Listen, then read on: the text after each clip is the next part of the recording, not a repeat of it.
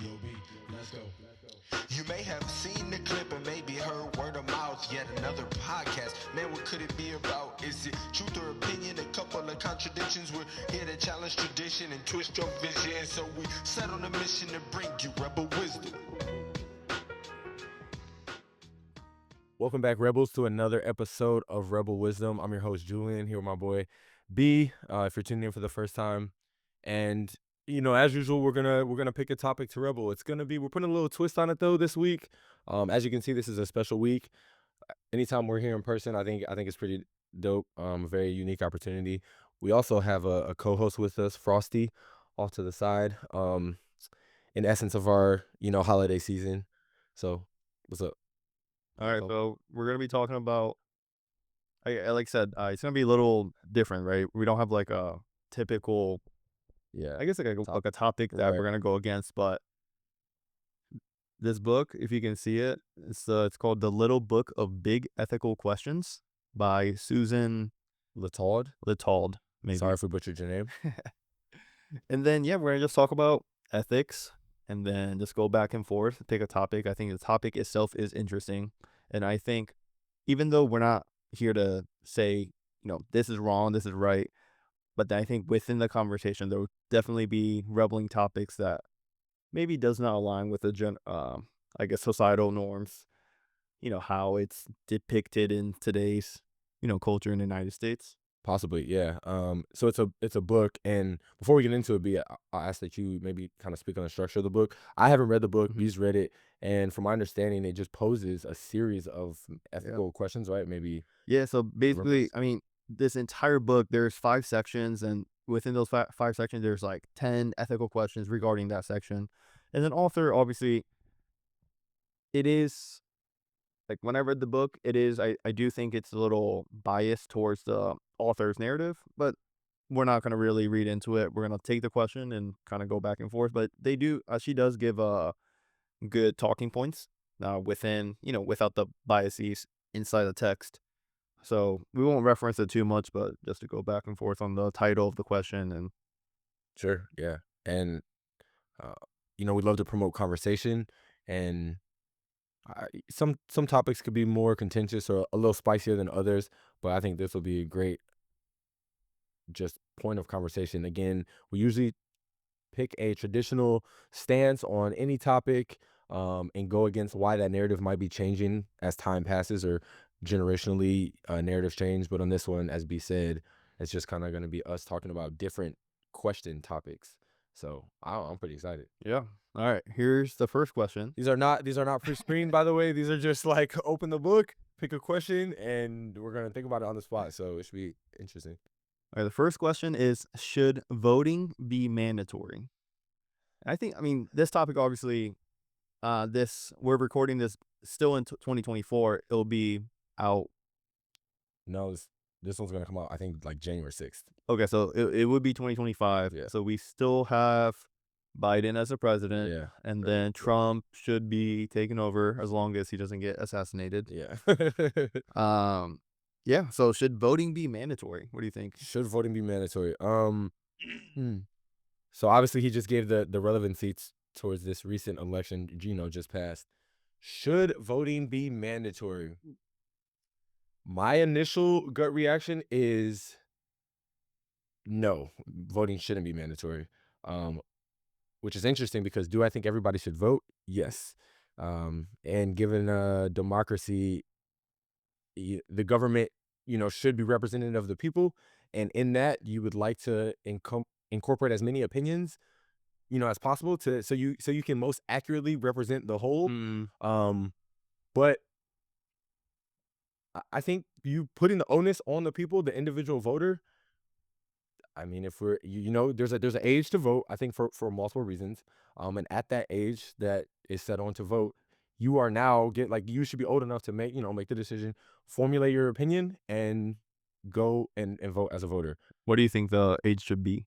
What I think the age should be, I don't know. I think you'd have to take education into a standpoint. You have to take maturity, which is like a nebulous concept. Like where in science does it say like at this age, I mean, yeah, you're mature enough, I mean, they say like a man's brain isn't fully developed, so I think like mid-20s or late 20s or something. So What age? I think. Yeah, I don't know. Was it now 16, 18? 18. 18? I mean, yeah, I think 18. I'll go with that. that Yeah, makes sense. yeah, 18. I have no issues with 18. But yeah, I think giving that right to vote, right? It's not demanded, but you have the right to vote is good enough. And I think it's important that you acknowledge if you forego your right to vote, you are deferring your ability to give your input on who governs you, state, local, nationally. You know what comes with that. Mhm. If you don't have the vote, you're saying, hey, I'm choosing not to put my input in, whether that's you believe both candidates are inept or you're not a fan, so you're going to be like, hey, I'm not going to vote, or they're maybe somehow you like both so good, or you're truly Mhm. in the middle when it comes to leaning left or right, and you're like, I can't choose one, so I'm not going to vote. I think you should have the right. I don't think you should be forced. Yeah, no, I agree because like I think I mean, you should vote, but Yeah. if you're required to vote, kind of goes against the ideals of the United States as a whole, as being a That's a very good way free to put it. state.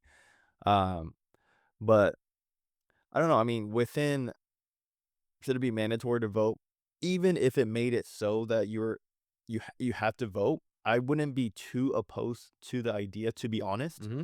But here's where, kind of going off the topic, but here's where I don't agree with. Okay.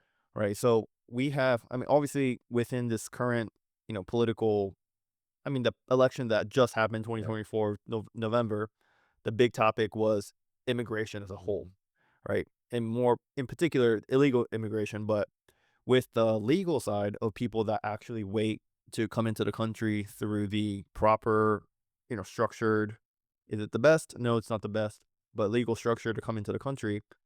And they have to take uh, like a American aptitude Yep. test to, know the history and whatnot. I kind of want to see that implemented into like a mandatory, I guess, so it would be at the high school level, like a mandatory education, because Okay. if they need to pass it to become an American citizen, I feel like Good. a lot of the high schoolers, even young adults, even myself, right? Like if I take that exam, I feel like I'm not going to know everything. Mm-hmm. And I think as like being a citizen of a country to vote, it's, it's just signing a paper, but like it's more symbolic than that, right? Oh, much more. So with that, I think a lot of people should have basic knowledge of how the country is, how the culture of the country is. I think this generation, definitely my generation and below, um, are definitely, at fault for that. Yeah. We don't know as much as we should know, I Mhm. think.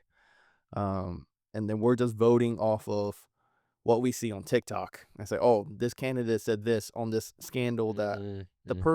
the TikToker has no credentials or credibility, and we're kind of believing into that. I see that a lot these days. So, yeah, going back to, I think everyone should vote. They don't have to vote, but just really thinking about it would be better if the citizen that votes does have more background knowledge and overall everything, right? Not just from traditional media, not just from social media, but actually looking stuff up. And that's going to be hard because people's lives are busy, obviously. Right. Um, Yeah, I think we tend to agree on a lot of things. Certainly not everything though, which is good. But I think I strongly agree with everything you just said. So with that, do you think there should be some? Well, let me back up from like the naturalization test, right? Or from like coming into the mhm. country, like you said, you have to pass um X, Y, and Z, or you have to pass the test. I've heard questions from that test, and I agree with you. I think the American citizens should also, at some age or whatever, Yeah. they be embedded in the education system, should definitely be held, to that same standard. Because it's kind of embarrassing if we're giving a test for someone to be like, hey, you have to meet these requirements to be deemed an American citizen, and like our American citizens also can't meet that requirement. So do you think that? So you said you think it should be like in the education system somehow. Is that what you're saying? I think it would be I think it would be good to have. Like a lot of topics that we talk about, it should be like finance, personal finance is a big one. Yeah, It yeah, should be incorporated more into the mm, public education system. for sure. I think it's overall better for the Yeah. citizens. And Um, okay. I'm trying to think kind of on that line if there was like a government class that kind of teaches more no, like I mean there's history stuff, but like what if there's a class that teaches like what the I mean, history of the like Republican Party, Democrat, No, yeah. what they stand for, so I you can get took- more educated on. I took AP Gov, but then like let's be real, like it was one class in high school. And you take the test and you're over with. You don't really remember, right? Yeah, right. But then AP Gov, like a lot of people, they don't. It's not a required class. I chose to So AP, take you it. have to like test into that. Right. Yeah. So yeah, I mean, it's not part of like The normal high curriculum. school. Like they have to, their standardized test. I think it should be part of that. Got you. Yeah. This goes. I mean, definitely getting off topic now, but if we had a bucket of like topics we think should be added to school, I think this goes in there with the taxes. Yeah. Like you said, personal Personal finance, government. Yeah. I don't know. Yeah. Here. I think we're gonna disagree on it. That's what I want to ask related to the voting thing. And it was a hot topic. I don't hear people talking about it too much after the election, I guess. Should voter ID or identification be required to vote? Should voter identification be required to vote? I would say yeah. I'm trying to think of the population that doesn't have. Yeah. Okay. If you have to. No, I thought you were gonna say no. No.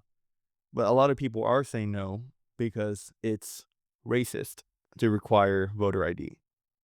And that's why I was trying to think on what demographic is. Look, I think the argument is if you're in the lower class, right. The argument goes, and I could be off on the argument, but something along the lines of, oh, you can't afford to go get an ID, basically. So right. So when this brings us into a good point. I'm trying to think of when you say should people be required to vote. Right. I guess even beyond that, like what are the barriers to voting? Okay, sure. And so, which gets us kind of like on this topic, what are the barriers to getting the ID? Because I think the barriers to voting should be minimized. Like it shouldn't be mandatory. But again, like we said, I think everyone should vote. But we have to be careful on who we prevent from voting. But what are the costs that go? I mean, obviously you have to have transportation to get there. I can't remember. Like, is there? I mean, you can do a lot of mail-in ballots now. You can do mail-in ballots, right? Which is that? There's no ID. Well, yeah, I don't know what that process. I think there's some kind of identification process, right? No, but like I want to say in California, like you could walk into a voting like ballot place, and you just go vote. Like there's no like, let me see your driver license. Let me verify your address. There's nothing, and that I think is a little too extreme on the flawed side, because I mean, just thinking about it, right? I could go vote 10 times if I was gonna say, yeah. I could have my family from Japan come over for the week and be like, hey, we should go vote. I agree. They don't pay taxes. Yeah. They're not even a U.S. citizen. Not contributing and Okay. So I think there's not. I think that's pretty clear cut, but a lot of people do disagree, which is to me it's fascinating. It is fascinating because you need a license to do everything. And so right, that's what I was comparing. I was like, what other things do you alcohol? License? Yeah, if you need gun to buy and get in a club, I think to drive you need to work. Right. Yeah. And I'd be interested in hearing like some of the opposing thoughts to that. But yeah, I think that's fair. Okay. Because like you said, there's so many other things embedded in society that require a license. Yeah. All right. I think my question. We're good to put the nail in the coffin for the voting. All right. All right. B. Should we prosecute someone who steals food during a crisis? Man, I mean, the crisis portion is very vague. It is. I'm thinking like if, what was the hurricane that hit Florida and Sandy, not the most recent one, right? Yeah. I don't know, but hurricane, whatever. Sure. So some kind of natural disaster. Just how I'm thinking about it. To put a definition to the question, if a natural disaster hits, and obviously there's going to be hundreds, thousands, tens of thousands of people that's going to be in a very tough situation, and then the question is, if you steal in that circumstance to, let's say, to feed your family, to drink water, should that be penalized? Man, I would say yes. Because if you don't draw a line, where does the line Because I mean, we define crisis as natural disaster. That's objective. But in a crisis, that word, that's subjective. You could be living fine. I could be in a crisis. True. And then go commit a crime, and True. I'm good because Ooh. right. That's so that. Well said. The other side doesn't really align. You can't really put a line to it. So I don't. But maybe they should be penalized, but maybe obviously a judge is going to determine how harsh that penalty is going to be. And I would assume, giving those circumstances with the definition for this example, I would say the judge would still penalize the thief, but in a favorable way. Okay. I would think. Okay. So it's kind of a hybrid answer, like, so yeah, the answer you're saying, should we prosecute someone that steals food during a crisis? The answer is yes, but like you said, there can be, maybe we can modify it in a way to account for the fact that it is a crisis. Yeah, because you're also hurting. I mean, again, this is so vague. So let's say you're stealing water from another family that's also in a crisis. It sounds like when you tell your side of the story, it feels justified. Like, hey, I just wanted to feed food for my, for my little baby. Right. Sure, it sounds good. But then maybe you took food away from their baby. We don't know that side of the story. And there's too many nuances with, should there be crime or like, I'm usually not in favor of, I guess, crime be lightly taken. Okay. Because they're trying to decriminalize a lot of stuff. I agree with some. I don't agree with all. Like for example, the drug topic, right? Like I mean, like marijuana is getting legalized in a lot of majority of the states now, but should someone go to jail for smoking weed? Like, no, I don't think so. That's very ineffective. I don't think it gets the point across. Yeah. I think a harder question is for the people that have been convicted for, right? Yeah, like retroactively that are already, charged for that. Like, now what do you do with them? Like, do you? I mean, if At the time it was illegal, man, now it's not. But that's also, it's not about the drug itself, but it's about the law. Right, abiding. It's like whatever the law is, it could be really dumb, it could be very clever, but the fact is you broke the law. Yeah. So I don't think they should get their charges dropped or anything like that. Okay. But man, that's a hard one. Yeah. Okay. I'm gonna go back to, let me restate the question. Should we prosecute someone who steals food during a crisis? I try my best not to give cop-out answers, but I could see it going either way. My thing is, it needs to be consistent. Like, if we're prosecuting people, yeah, okay, I agree. Prosecute everybody fairly, or whatever that looks like. If we're not, then we're not, which could get very dangerous. Because like you said, there's no line in the sand on that one. But in the consistency topic, what about like a first time offender versus a 10th time offender? Should the penalty be heavier on the 10th attempt of this said crime? Right. Versus the first one? I'm trying to think, how would you even know it's the 10th? I mean, like, you could be convicted and like, and then okay, yeah, just pay their little fine, and then if I had to choose, so that was my entering argument. My gut is saying, like, whatever's done, it just has to be consistent, which kind of, I guess, is obvious. Like that can go without being said. But again, I try to avoid the cop-out answer. So if I had to choose one, I think I would say, I think I'm big on like rules and laws as well. Like, prosecute them, because again, what is a crisis? So you use natural disaster, and while you were speaking, I was thinking, just trying to, like, a natural disaster can be deemed a crisis, but a crisis isn't necessarily a natural disaster. Like, no, you're right. Like, some people say, like, I'm a midlife crisis, which is literally somebody may have broke their leg and lost their job in the same week. Now they're emotionally in a state of crisis. Yeah, I would say so. Because that, they go do something crazy, and they're like, to them, that's a crisis.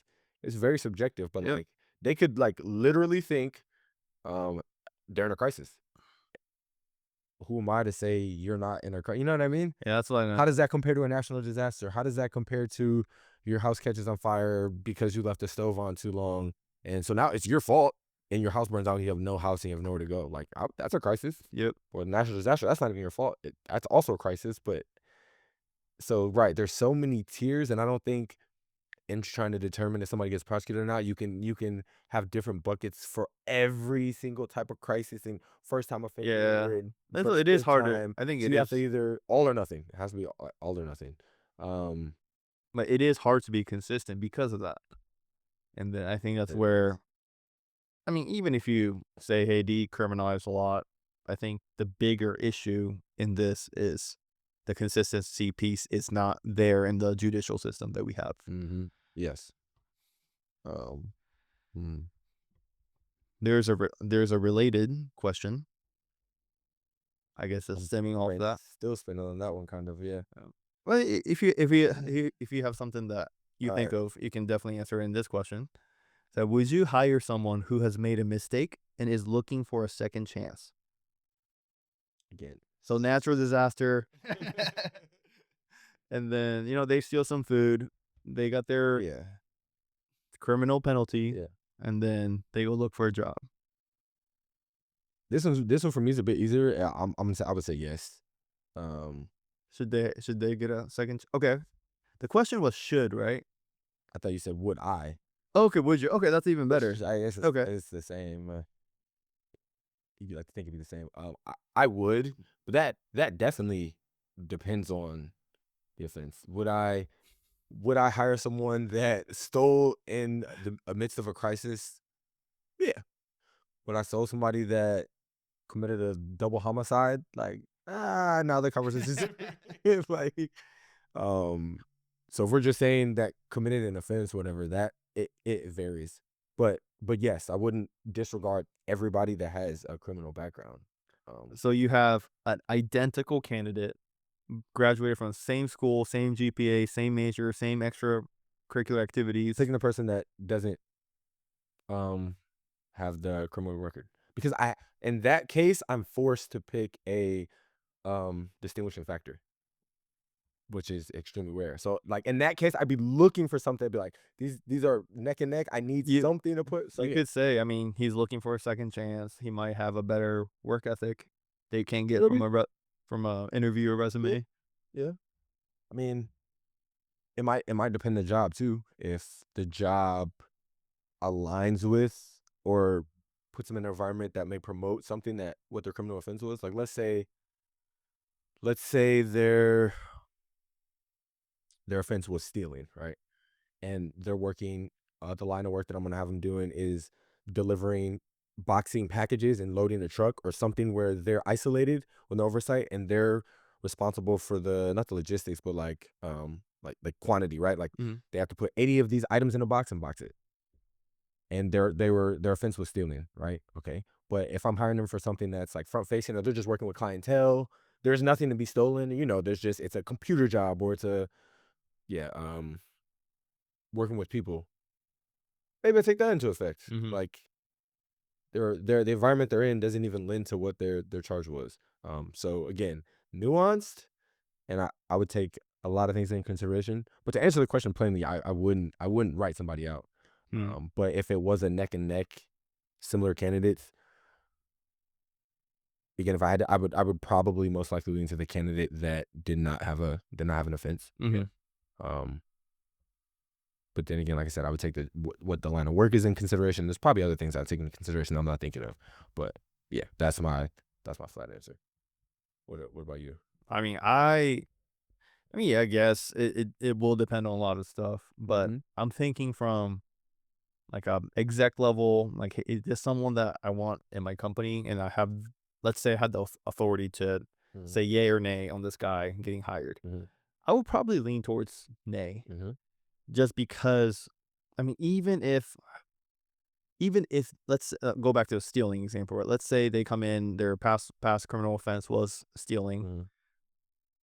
I feel like you're bringing in part of the culture from that person, even if they don't do it again. Right. Because from a resume or like all we know is resume, interview, and I guess in this situation, their criminal history. Mhm. From that, like it doesn't tell me nothing about like, are they going to be honest? And let's give them the benefit, right? Let's say that they will be honest, and but then they could be influencing people that um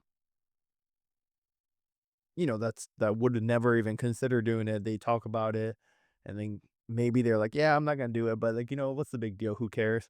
It's more likely than someone not having a criminal offense to, you know, lean that way to say, hey, it's okay or something like that. Mhm. So it's for the overall culture, not necessarily just on the individual, but as an effect on the overall organization.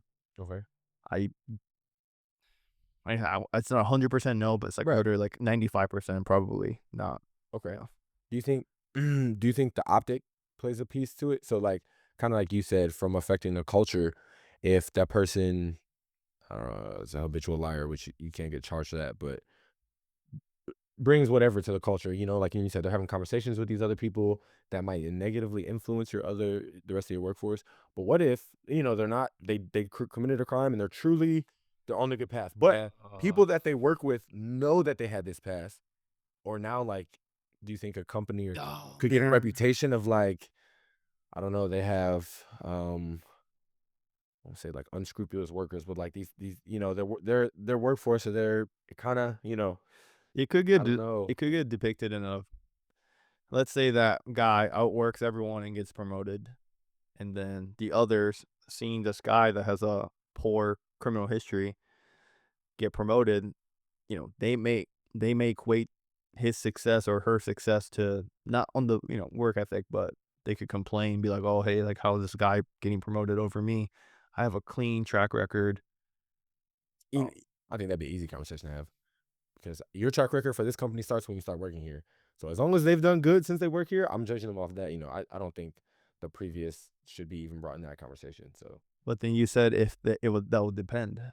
If if they had a homicide incident, let's say he gets into the company. right. That would go into hiring, but like Oh, you're once saying I'm once hired, once he gets hired, it's yeah, okay. yeah. Okay. Now I've made the decision where you're here, so I'm gonna Yeah. judge you based on No, that. I Prior agree. to getting here, I have to judge you on previous things. That's what a resume is, a judgment paper. Mm-hmm. Like, give me this paper and you, so I can judge you on all these things and assess whether you're worthy. So yeah, I would pre-hire, taking into heavily consideration. Post-hire, I've made the decision. Okay. No, that's. Now I ride with you. Like, I think I lean towards that way too. yeah. Oof. I'll go with this one. All right. Would you be in favor of editing the genes of human embryos? Yes, with a caveat. Didn't hear that. I don't. I mean, to specify, like, I don't think human genotype should be edited to be like, hey, I don't want a 5'2" kid. I want someone that's 4'7". Like, I don't think that's I don't think that's something that should be edited or even attempted. Or maybe like for a research based, like just to know that we could or couldn't. Okay. I don't think. I mean, I think that's harmful. Okay. But if it was to say, hey, we can edit this, this strand of Where are you DNA going? that causes, I don't know, sickle cell cancer. Yep. You just literally edit this out and no, like, we will eradicate sickle cell. Yeah, I'm in favor of that. Yeah, that sounds pretty cool. Uh, but man, Okay. so I'm in favor of that, but I feel like if you legalize something, the line gets pushed and pushed Yeah. and pushed and pushed. And then obviously the underground stuff too, like behind the scenes. I Like, mean, that can happen regardless, though, whether it's legal or not. Like, the no, underground stuff is going to happen. no, but legality of something is gonna bring a lot of spotlight True. and a lot of money into the whole industry, I guess. And obviously like rich celebrities, Oh, just like a rich people, and they'd be like, hey, you get an extra finger on this one. yeah, like slide 50K to someone and be like, hey, I just want this little gene edited, so my daughter could have blue eyes. Yeah. I could definitely see that happening as well. And Okay. oh shoot, dang, man. think you're Okay, right. so ethically, I guess maybe maybe not legalize anything, because that might bring bad actors in the light. For I mean, let's be real, right? Like Russia, like China, North Korea, they're gonna be abusing stuff like that, right? Right. Not the people, but I'm saying as a As a government. government. So I don't even want to introduce. I mean, the technology is getting developed today, but I would be okay if that technology was never introduced to the world. I was gonna say, I think I've heard, I haven't read anything substantiated on this topic or anything, but I heard like genetic editing is possible, No, that's or not even possible, but like has happened maybe. no, it has happened. Yeah, Yeah. right. CRISPR. They might not be the leading company anymore, but like they're a public traded company that literally edits genes. Yeah. Yeah. So you brought up a good point, tying it back into the actual ethics of it. Which I guess we should have defined. Like, what is ethical? Let me get a textbook definition on that. Ethics, a system of moral principles, sure. The rules of conduct recognized and respect to a particular class of human actions or particular group. And then you have moral principles of an individual. The branch of philosophy dealing with values relating to human conduct with respect to rightness and wrongness of certain actions and to the goodness and badness of motives and ends of such actions. So kind of system of morals or principles. Okay. So I think I agree. I mean, I like where you were going with. It sounds like, if I could sum it up, what you originally said was you maybe personally, this could change, don't agree with like cosmetic genetic mutations. Yeah, Like, if it's something that doesn't advance evolution, then like don't do it. Like modifying your height, modifying your eye color, hair color, that has no evolutionary advantage. It's not gonna, I don't think, better or worse in human society. Therefore, it's okay. cosmetic, it's preference. Okay, sure. Whereas eradicating sickle cell can have lasting generationally like genetic like benefits. You're just helping the. Then what about IQ though? Because I would throw in IQ or intelligence at the cosmetic side, but then from the definition, it could enhance human society. Right. But then, so yeah, which gets crazy, because then it's like, right, that could have positive effects, but it's who the class. And I mean, this doesn't necessarily mean don't do it. It's just this point is just for food for thought. The class of people that would be able to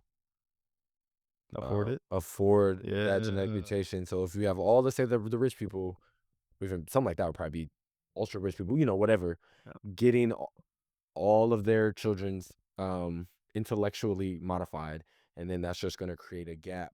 It's not saying if you're not modified, you can't be, No, but super intellectual. but the playing field is not random anymore. Exactly. It's not random. Like it could be genetically modified. Right. And I mean, think about the wealth gap. And that gets ethical. That breaches, I think, like the more money you have, stronger chance of having I guess, objectively better human as your offspring. Right.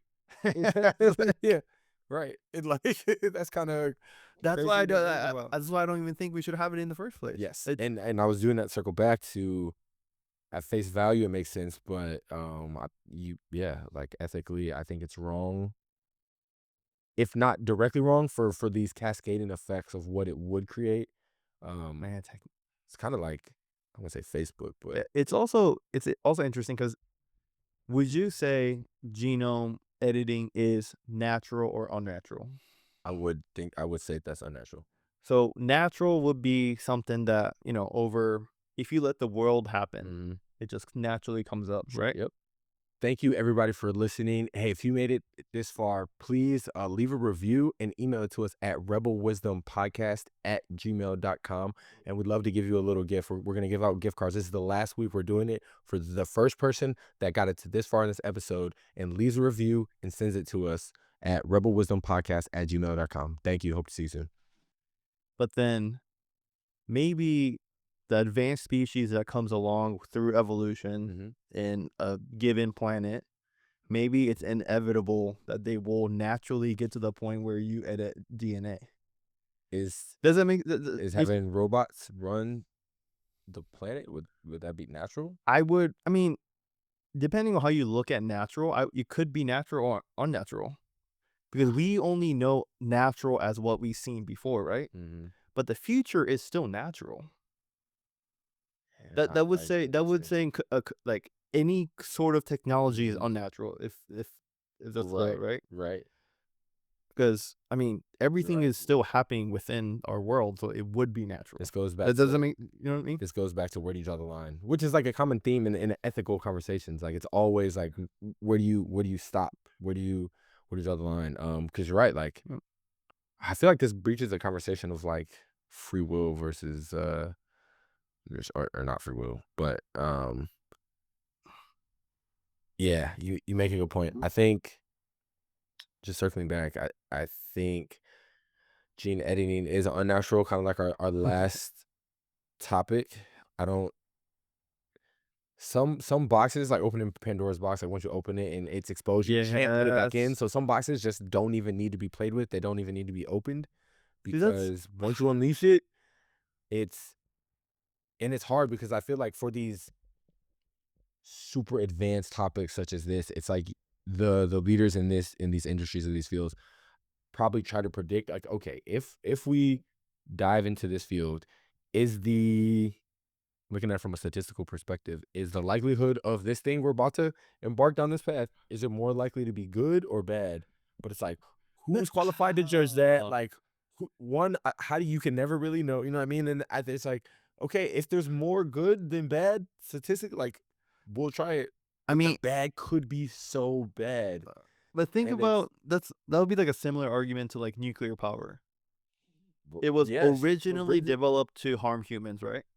But then we know, if used properly, it's one of or was it like a sustainable no, atomic bomb, nuclear.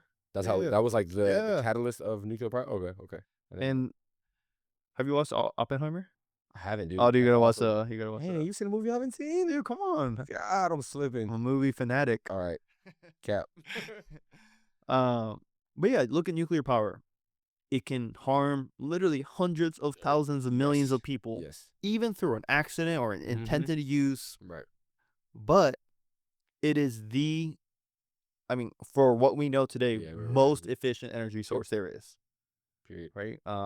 We were both in the Navy, and then our nuclear, aircraft carriers their propulsion is from nuclear power. Right. If controlled properly, there's no nuclear waste or radiation going into, That's a key phrase. If controlled properly, you can put that on every one of these. But then you look at the other side. I mean, we also have thousands of missiles, nuclear warhead missiles that can wipe out a country in 20 seconds. So yeah, I don't know, but nuclear. Oh man, shoot. I was going to say nuclear power I can't just go make nuclear power. Right. Me personally, right? It would have to be done more at a company, like bigger scale level. Whereas CRISPR or gene editing, going back to gene editing from what we're on, like I feel like some smart, I don't know, chemist, biologist, whatever scientist, they could mess up some stuff, do some janky work in his laboratory in the basement, and then make crazy stuff happen. I think that's more. I'm not saying that you can't do that either way, but it's more likely to happen. I feel like, and I'm not usually a fan of government controlling everything, but this might be one of the things that I would want government control as soon as possible, because if it gets out of hand, like. Yeah, and this topic, modifying genes, directly correlates to the advancement of society, like actual humans. Whereas, should someone be prosecuted in a crisis, it's like that doesn't have direct effects on like humanity as we know it. Whereas like editing genes, good. If that becomes very prevalent and very accessible, and you look 2 generations removed from us, like people start Dude, doing it all the time. Like that will have direct and lasting effects that could alter the course of what we thought human existence would be. think of a very dark application on this, right? Like you could Super soldiers. suppress the emotion on someone, make them bigger, make them last longer endurance wise, and they can just be my full-time house cleaner without. It sounds bad. We're going somewhere way different with that. It sounds bad, right? Yeah. But then what if you cut out their emotions? Like they don't care. As long as they're fed, they'll do whatever. It doesn't really bother them. But now robots for that. Huh? You get robots for that. But that wouldn't necessarily stop people from doing it. Yeah. So like to your point, yeah. That could get to a very dark place. Right. Okay. So what if you brought some of our like national enemies into this, like the Russian, China, whatever? What if some of these other countries started doing it, right? Oh, and now it's like, hey, they're doing it, and I don't even want they're using it for applications such as sure, war and I don't know whatever else, and it's having like economical effects, and now based on them doing it, it's affecting the United States. And I guess I'm not asking you what would you do, but just could you see the United States being pressured into one of these adaptations just to keep up and like to protect our country from a defensive standpoint, maybe, or just like maybe economical? To be honest, I feel like they're already working on this in the background that we don't know about, like in the dark top level. Yeah. Because I feel like everything becomes or a top race. secret level. Right. It was like the space race, now like the AI race. Like it's always major advancement, and then it's like, okay, who can perfect it first?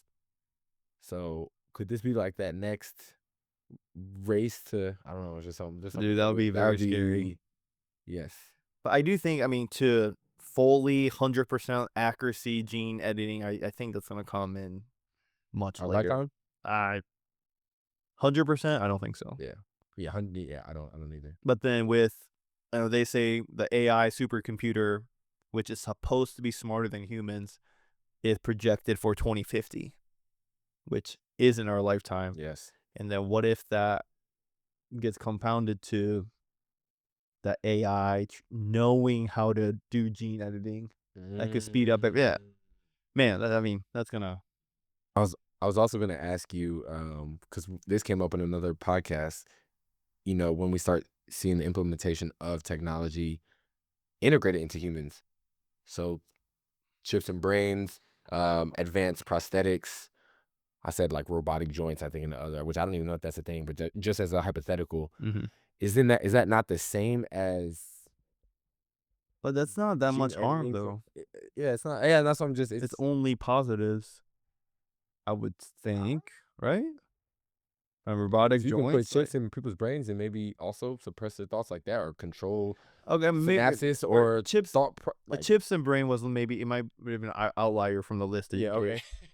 Because like, if someone lost their legs and they have like, fake legs. Yeah. I think that's beneficial to them. It's not gonna do any harm. Like, that guy.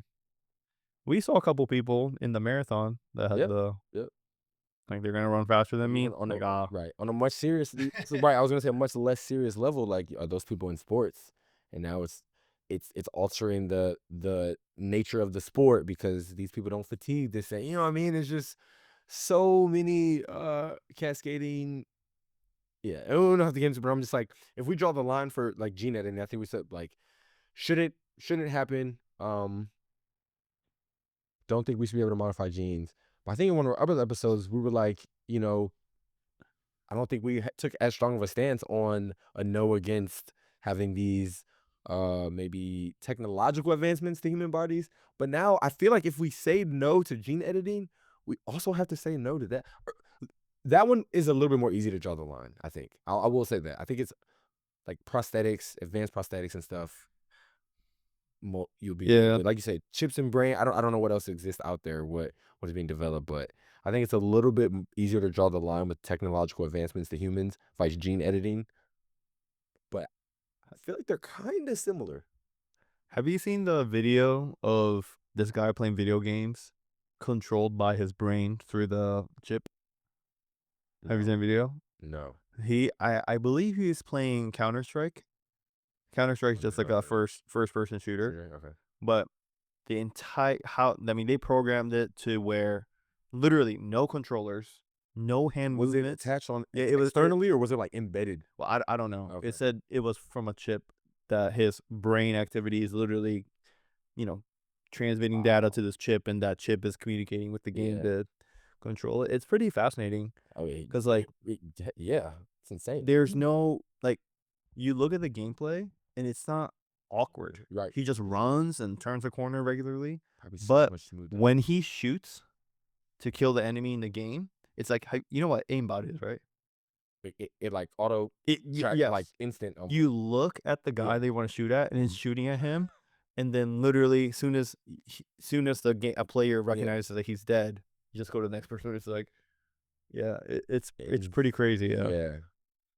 But yeah, I mean, that's in the early stages. We'll see crazy advancements in that in our lifetime. And that's a cosmetic, you know what I mean? Like for video game. Yeah. No advantageous. But I mean, now what if people are controlling weapons, like actual weapons?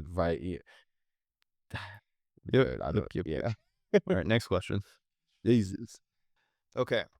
Are you obligated to give all your children equal shares of your estate? No. Yeah, I think in the ethical, I feel like ethics wouldn't cover. Yeah, estate. it's good to keep grounding on the fact that this is an ethical conversation, because I think I am straying outside of from a purely ethical standpoint. Even ethical, I think I can give a fair answer, but again, is it ethical? So right, I'll just speak to what I'm thinking. Wait, hold on. You said fair, right? In this conversation, you said fair. Yeah. Real quick, you said fair versus ethical will be different. Is that what you were trying to get at? Yes. Where does the judgment of your fairness come from, though? Would it be if let's say first daughter or son is a multimillionaire, second one's broke, would it be fair to give them equal shares? That's like the equity versus there's equity versus equal versus fair, and I can't remember what delineated all three. Would it be fair? I think it would be. I think anything will be fair. Give money or not, that's fair. It was whoever had the estates, that's their choice, right? That dictates fair. Yeah, in this one, there's no obligation. So, I guess this is a hard one to assess fairness. You make a good point though. What drives your calculation of fair? Like, is it? It has to come from some kind of ethical, moral, something that you have inside you. Yeah. Yeah, you're right. Go ahead. I don't. Yeah, I want to answer your question, but to answer that question, I guess I don't think you have to give. I don't think you're owed. I don't think the children in this case are owed anything just from being born. Like, you're owed your natural rights, but in the sense of inheriting property, even if, let's say I had two kids and I had I don't know if it's their property, but assets to give, unless I gave neither one of them anything and I donated it all, that might suck for them, but I'd be within my rights. I think, and I don't even necessarily think that'd be unethical. It's not bad. I think ethics is it's said in the definition I read, there was an element of goodness or bad. It's not bad that I did. What if I donated all my assets to a good cause? It just wasn't my kids. But that doesn't mean I love feel my kids any less. That doesn't mean.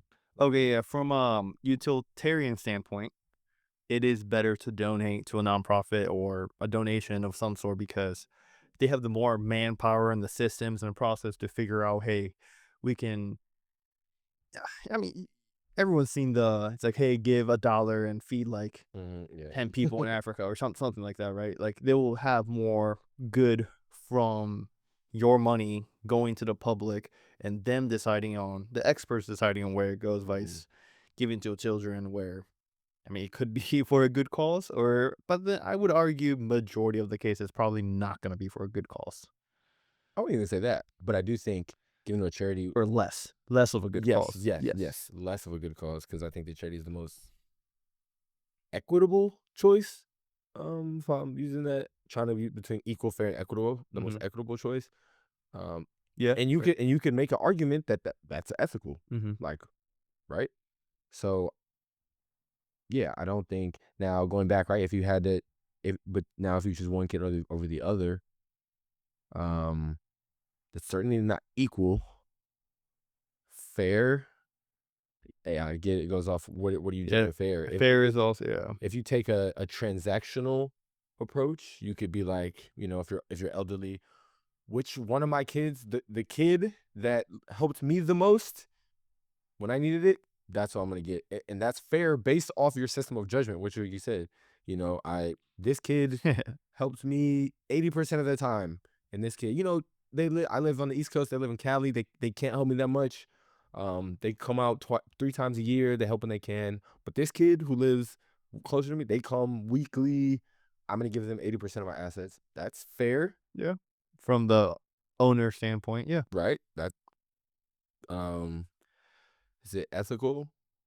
I don't think there is like a bad case in this scenario. I don't think that's unethical either. Yeah. I think it becomes unethical when it's like, right, your moral, if there's some malice in it, if you're maybe bribing a kid to do something, they're like, hey, I'm going to give you these assets if you blah blah blah, blah. Psych. Or something. Then maybe we're breaching the ethics of it. But I think there's multiple ways you can distribute that and it be ethical. Yeah. I don't know if you have any. No, I mean, to that. I would just imagine how pissed that sibling that didn't get their fair share. Right. But I don't think it's, honestly, in the grand scheme of things, I don't think their life's going to change, to be honest. Like, they think they're going to inherit millions and just be rich forever, and I don't think that's the case. I think if you're broke, even if you get $1 million, you might be rich for a little bit. Yeah. But I think they're going to just go back to the exact position where they're at. So I don't think mindset. It would be nice to have, but honestly, it's not a big deal if you don't get it or not. Yeah, I think that last statement, I think most people would agree with it being a big deal or not. But I see where you're going with it. It's like the people that hit the lottery that don't know what to do with it, that it lasts for a year or two, and they're in very similar situations than they were in than prior to hitting the lottery, which is ludicrous to me. But that's fat. That's what, like, I guess statistically, like, that's what happens more often than not. So yeah. All right. Oh, we're here. All right. That's probably a good question to close it off. Yes. What are the steps to recovery from an ethics mishap? This is such a abstract question, but what are the steps to recovery? But that's like from an ethics mishap. How the question is phrased kind of assumes that you can recover from, right? Definitely. Isn't there some, like, in a biblical or religious sense, is there some sins that's like not forgiven by any circumstance? Like, if you do this, no matter what they say, you're asking the wrong guy. I think it's called like the unforgivable sins or something like that. But is that like in a literal sense or like just a colloquial, like, because when they say like God forgives all sins, I think. But but you see what I'm trying to get at, right? Like, for the first example, like, if someone stole something, you think they can recover ethically? Yeah, I think so. But if, like, for example, if you picked some religion and decided to kill 5 million people of those religion because you thought they were bad, like, with that, I don't think there's any recovery steps to do that. To my personal opinion, right? Like, there's too much risk in that person trying to do something similar. If you've, like, it's obviously someone that does that is like pretty messed up in the head. Yes. I think. Yes. So there's at that point, it's just like we have a bad batch of humans that wasn't maybe raised properly, whatnot. And just kind of cut it. Yeah. I mean, it doesn't even have to be raised, but like you say, I think it at some point something about this individual is, I mean, most likely like psychologically not right. Mm-hmm. Also, I feel like the question implies like other steps, like there's a tier development, and like what are the steps to recovery Wiki from an how? ethic? Yeah, from an ethics mishap.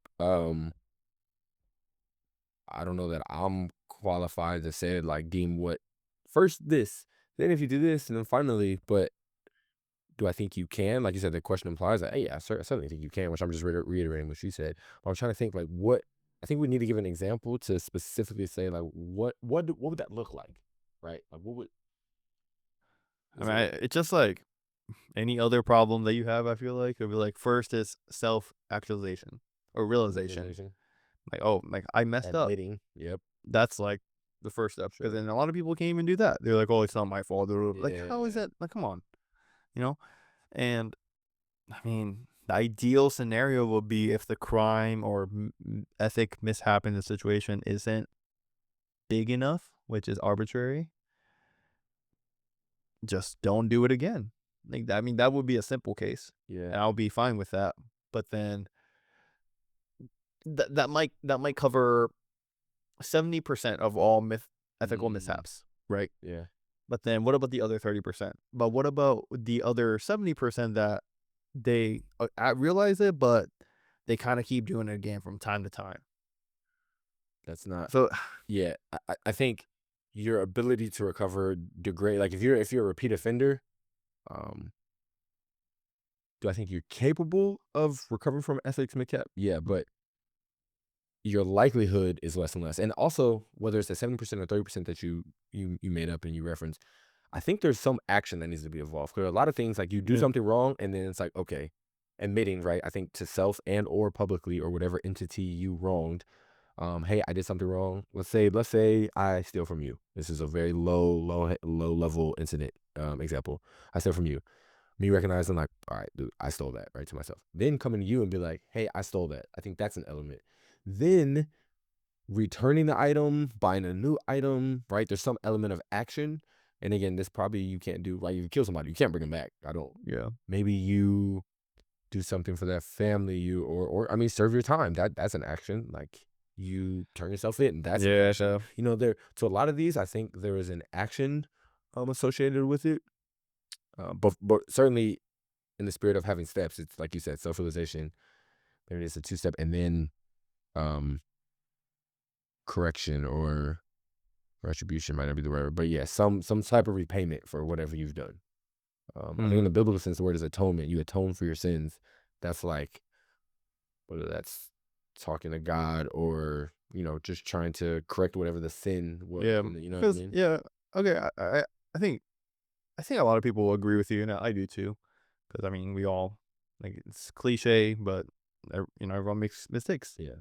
And I think They're the not ability always to ethical mistakes, though. That's the difference. Like, okay, yeah, right, you do right. it from your morals. I can be running down the sidewalk super fast, trying to in a hurry and bump a grandma and she falls down, maybe breaks her hip. But like, that's not an ethical mistake. Yeah, that's an accident. Messed up. I can apologize. Yeah, I can admit I did. I can help her up. I can, if I'm super nice. You watched The different Boys, medical right? bills, I don't. Yeah, yeah. Okay. The first episode.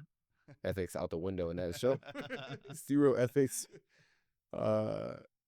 But I don't even remember the first episode. I just remember. No, where A-Train like Ran to the girl. Yeah. Ooh, yeah. It's like, oh my bad. Spoiler free. But like in that sense, especially he had working for Vaughtons, like he had the ability to help that family. Like he could have done something, but besides my bad, like, you know what I mean. Yeah. And with a level of sincerity, because he wasn't even really serious like about it. Man. Yeah. That's I don't know. Is there like I want to know if there's like some prominent, ethics, morals figure that kind of outline. I feel like I don't know. I feel like it gets tied down so deeply into religion, right, with forgiving, you're overcoming, recovering from your ethical mistakes. But it's 'Cause not. This definitely exists outside religion. yeah, no, you're right. You know what I mean? Yeah. Yeah. But a lot of ethics are covered into religion, Mm. whereas, because like a lot of people get confused. A lot of people confuse ethics and laws, Right. because there's a lot of stuff that's not ethically wrong, like but then by the law it It's says wrong. that it's wrong. Great distinction. So, man, Yeah. I don't know. Yeah. So that's probably the most ambiguous one. Right. Like what's the? It's hard to delineate the objective rights, and like this is objectively right. It's yeah, it's a nuance and some like ambiguity to it. But that's cool to talk about. Yeah. But I mean, at the end of the day, admit your mistakes and try to repay it in the best way that makes sense for you. Yep.